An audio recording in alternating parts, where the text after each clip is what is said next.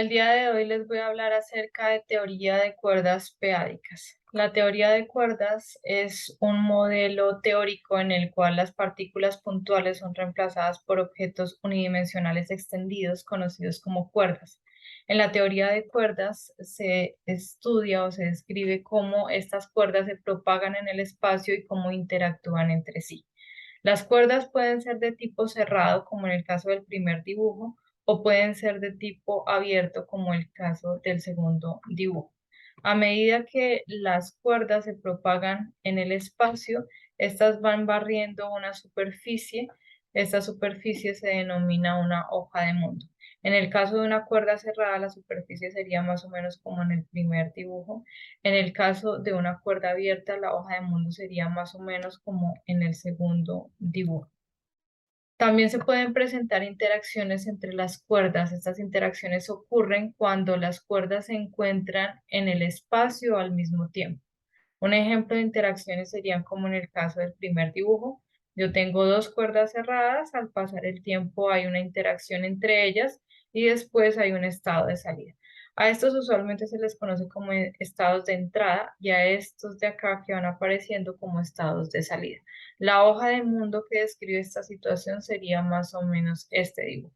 Para el caso de cuerdas abiertas, se tiene algo de forma análoga como en el segundo gráfico. Para medir esas interacciones pueden ser descritas por funciones que se denominan amplitudes de cuerdas o amplitudes de dispersión. Esas amplitudes me sirven para calcular la probabilidad de tener cierta configuración de estados de salida, dado un conjunto de estados de entrada. Un método para calcular esas amplitudes de dispersión es a través de una integral de camino. Lo que se hace es que a esos estados externos, los de entrada y los de salida, se les asocian unos operadores denominados operadores de vértices y entonces las amplitudes vendrían dadas por la función de correlación de esos operadores de vértices. Esas amplitudes además tienen que satisfacer ciertas condiciones de invarianza ante algunas traslaciones, dualidad unitaria, entre otras. Y dar funciones que satisfagan esas condiciones no es tan sencillo. El primero en proponer una función con esas condiciones fue Veneciano en 1968. Él propuso esta función para describir la interacción de cuatro partículas. Alfa de S es esta función lineal, S y T son las variables que satisfacen estas relaciones. K1, K2 y K3 son los momentos de las partículas. Esta amplitud fue generalizada para el caso de n partículas por Coa y Nielsen y obtuvieron esta representación para las amplitudes de n partículas. Estas amplitudes son conocidas como las amplitudes de Coa-Nielsen y estas K sub is son los momentos de las partículas. Para el caso peádico, la teoría de cuerdas inició a estudiarse alrededor de 1987 con un trabajo de Bolovich. Él conjeturó que el espacio-tiempo a la escala de Planck debía ser descrito por un campo numérico totalmente desconexo y propuso trabajar con el campo de los números peádicos. Consideró modelar las coordenadas del espacio-tiempo, de la hoja de mundo y las amplitudes de cuerdas con valores peádicos. Motivados por esa idea, Freund y Witten propusieron y estudiaron por primera vez teoría de cuerdas con una hoja de mundo peádico y calcularon junto con Olson y otro trabajo hecho por Frampton y Okada las amplitudes de cuerdas a nivel de árbol.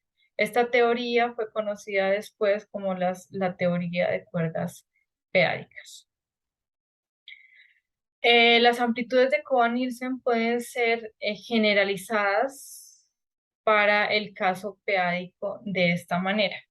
Esa generalización fue hecha dándose cuenta que las amplitudes de Veneciano pueden reescribirse como una convolución de caracteres multiplicativos. Eso permite generalizarla para cualquier campo numérico, en particular para el campo de los números peádicos, como en la ecuación 2. Acá nuevamente los casos bis son los momentos de las partículas. Un trabajo importante que se ha tratado de hacer en este tiempo por personas como Sabrodin y Spokhonin es obtener esta fórmula de acá a través de la definición de las amplitudes como correlaciones de operadores de vértice. En un trabajo conjunto con el doctor Wilson Zúñiga y el doctor Hugo Compeán, nosotros logramos definir de forma matemática correcta las amplitudes como productos de operadores de vértice, como valores esperados de productos de operadores de vértice, y mostramos que con esa definición las amplitudes admiten una expansión en serie y el primer término de la serie resulta ser una versión regularizada de las amplitudes p-ádicas de Cohen's. Les voy a dar un breve resumen de análisis p-ádico para comentar algo acerca de ese trabajo.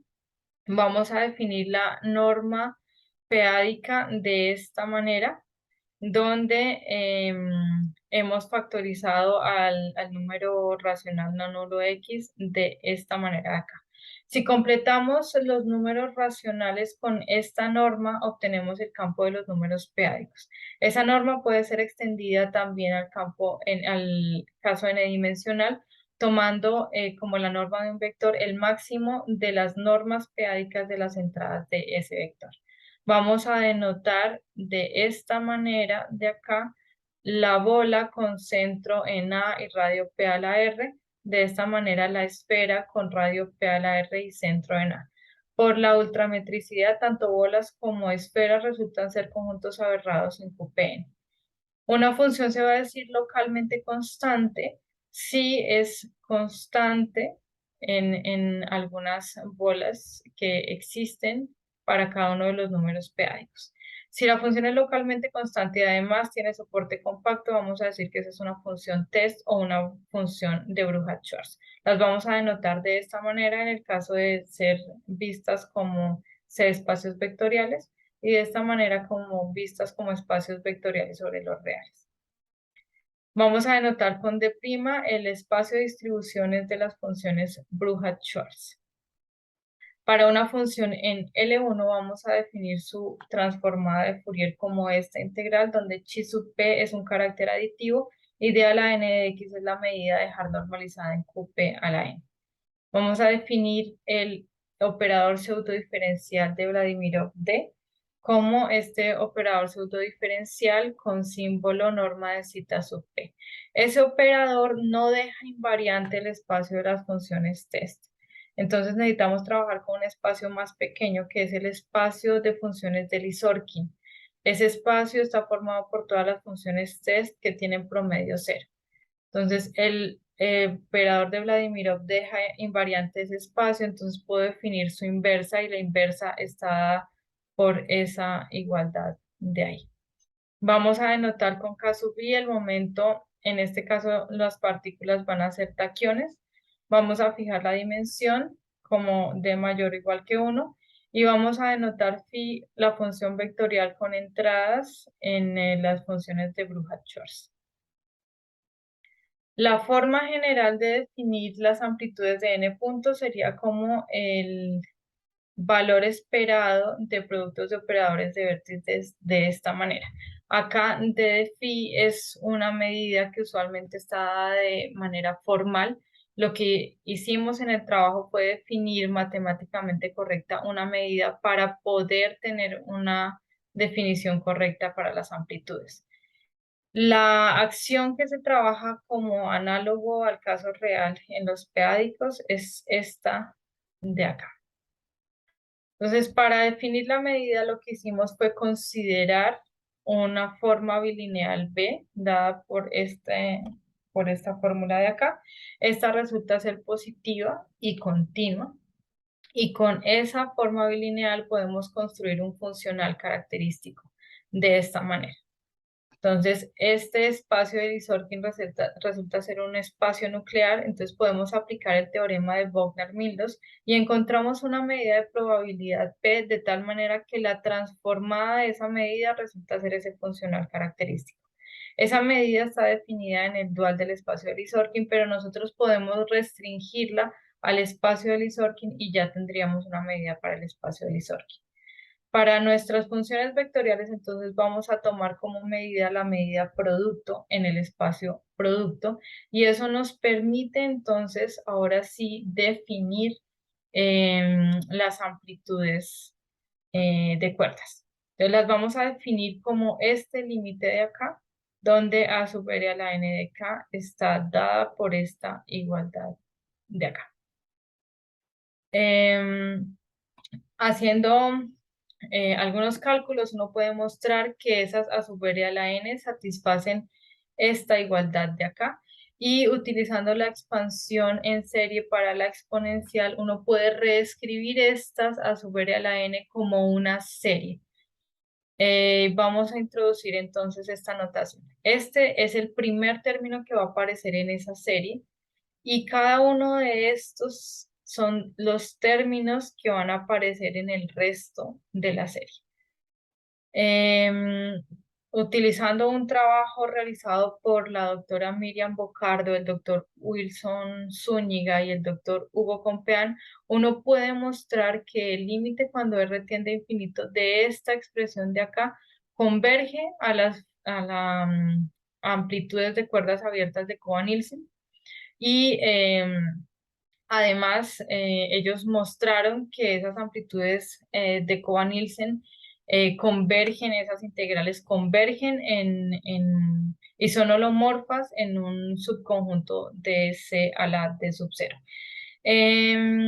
Y estas de acá resultan ser unas funciones z locales multivaluadas, las cuales tienen la misma región de convergencia que estas de acá.